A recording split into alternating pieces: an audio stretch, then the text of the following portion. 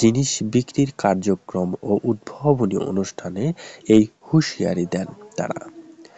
তারা জানিয়েছেন, আমরা এসব বিষয় নিয়ে আমরা খতিয়ে দেখব এবং এ বিষয়ে যাতে সতর্কতা জারি থাকে সে বিষয়ে জানিয়েছেন ভিপি নূর।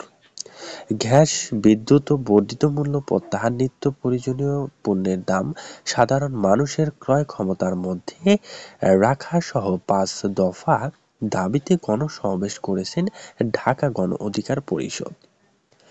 এক সংবাদ বিজ্ঞপ্তিতে এ তথ্য জানায় গণ অধিকার পরিষদ। দ্রব্য মূল্যের প্রসঙ্গে নুরুল হক বলেন, সিকিউরিটির কারণে বাজারে জিনিসপত্রের দাম অনেকটাই ঊর্ধ্বগতির কারণে চলে যাচ্ছে। এটি সরকারের একটি অপপ্রচার বলেও জানিয়েছেন তিনি। তিনি জানিয়েছেন, সরকার যদি এটি ভালোভাবে দেখতো তাহলে এটি কোনোভাবেই মানে দ্রব্য মূল্যের ঊর্ধ্বগতির যে বিষয়টি আছে সেটি আসলে হতো না বলে জানিয়েছেন ভিপি নূর। এমনটাই জানিয়েছেন এই বিএনপির নেতাকর্মীরা।